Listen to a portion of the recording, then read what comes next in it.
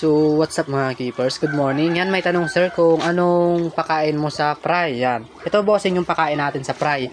Lalo kapag 1 day old na fry. Kaya mga nito, yan o. Para hindi mamatay yung mga fry natin kapag live foods.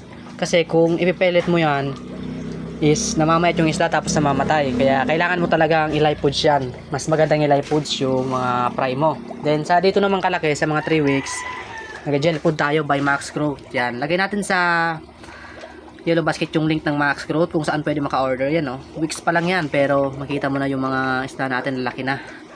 Pero nakapokus na tayo sa BBS. Yan. Ako master para mga bossing yung gamit natin. Mga ganitong kaliit na fry, yung mga yan, no? Ganyan mga kaliit na fry is pinapakain natin BBS. Then kapag nag 1 week, diyan na natin yung pinapakain ng gel food. Kasi yan, medyo nakakakain na sila ng gel food.